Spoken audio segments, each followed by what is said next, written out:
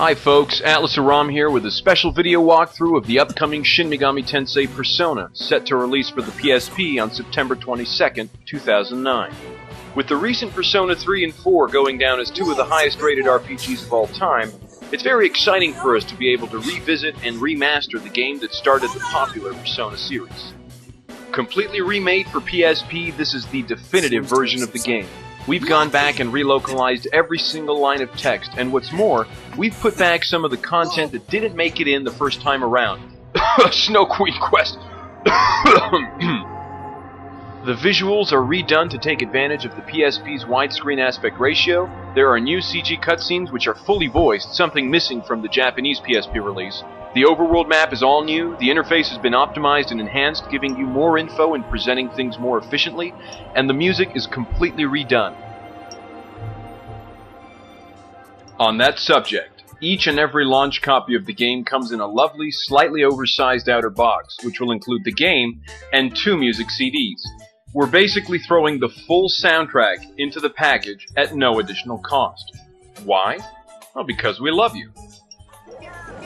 Let's jump into some cool things about Persona for PSP and try to teach newcomers a few things about how the game plays in the process.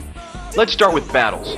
Most people end up going through a ton of fights on the path to completing a typical JRPG, and while Persona PSP is no exception, fights aren't drawn out or tedious. There are tons of tools at the player's disposal to make fights as involved or as streamlined as desired.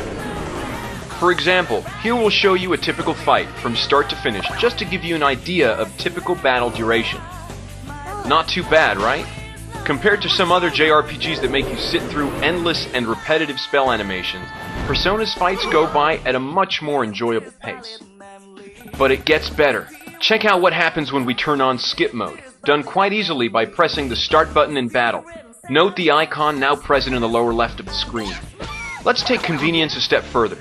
We'll pick from the game's auto menu, which lets you do things like replay all the moves you did in the last turn, or give your party a set of preset actions, or even customize what each character will do in auto mode, a simple gambit system if you will, and then things play out. Fast, convenient, and fun, and something totally new for the PSP version of the game. Why, what a wonderful transition into another part of what makes the game so interesting, the negotiation system. Absent from Persona 3 and 4, the negotiation system lets you contact demons you would otherwise have to fight, and gives you the chance to win their demon card, which you can later fuse together in the Velvet Room to discover new personas to aid in your quest, or you can ask for some cash or items. Of course, you can also blow it and end up scaring them off for having to fight them anyways. We'll get to the Velvet Room in just a sec, but let's take a look at a full negotiation. Now, each of the demons, and often you'll be faced with more than just one type, have different personality traits. They could be foolish, timid, gloomy, etc., and it'll be up to you to try and guess which actions on your part will have the best results. In the upper left of the screen, you'll be able to see how things are going. To put it simply, as you make negotiation decisions, you'll be able to watch how they affect the demon's happiness, eagerness, anger, or fear. You'll want to get either the happy or eager bars to increase all the way into the center of the circle. Max eager, even if combined with any other result, and you'll be able to get their demon card, or ask them for an item, or tell them to take a hike. Max out their happy, and you'll still get a good result, but you won't have a shot at their demon card.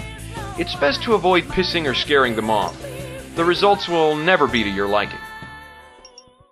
So, we have this guy's demon card. Let's jump to the Velvet Room, where our good friend Igor, a perennial Persona cast member, will help us fuse a couple cards together to discover a new persona.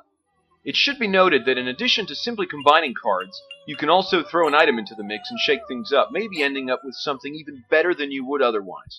This is really one of the most enjoyable aspects of the game, taking the fruit of your labors in battle and making something new and more powerful with it. So, we give Igor the cards, let him do his magic, and lo and behold, a new persona to put into our party. Do take note of your persona's affinities. You can't just mix any bunch of personas together. Some are like oil and water. Let's do a quick run through of some of the new stuff you'll find in Persona PSP. This overworld map, for example, is all new, and it's how you get around in the game.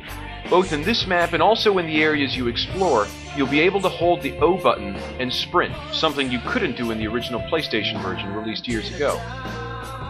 divine love. Here's another look at the lovely new The CG self-capable of cutscenes. demonic Like we mentioned cruelty. previously, they're fully voiced, something People live exclusive by to the wearing North different American release of masks. Persona on PSP. Your current self. We mentioned improving the interface, so let's touch on that real quick. In the original release, you couldn't see things like character affinities with personas, weapon or skill ranges on the formation editing screen, which characters can use which equipment, and what the stat benefits are in shops, etc. Like a lot of JRPGs, there are a lot of variables to consider when you're equipping your party. So it makes life a lot easier when you happen to navigate fewer menus just to get one bit of info. The gameplay balance has been restored to what it was in the original Japanese system. This means more random battle encounters and less experience from each victory. With the original North American version of the game for PlayStation, things have been changed to feature fewer random battles and more XP from them. Since characters recover skill points by walking, having fewer encounters translates into recovering SP a lot faster between battles, making the game much easier. And we know how much you guys like a challenge, so expect this game to offer a much more, how shall we say, satisfying balance of gameplay. Or, another way to say that is that it's harder. That's right, just the way you like it. We won't take you too far into the game's story, but we will say that you and your friends, a group of high school students, hear about an urban myth called the Persona game, which they're told will tell them their future. They give it a shot, but with rather disastrous consequences, as you can see here. Before long, the world is turned upside down, demons are running amok, but fortunately, you've also unlocked a hidden power within yourself, the power of Persona, and it's up to you to set things right. Thanks for watching this video walkthrough of what's new, what's improved, and what's awesome about the upcoming SMT Persona for PSP. It's a big thrill for us to be able to deliver a definitive version of the first chapter in this critically acclaimed series to our fans, while also hopefully giving newcomers a chance to see how everything got started.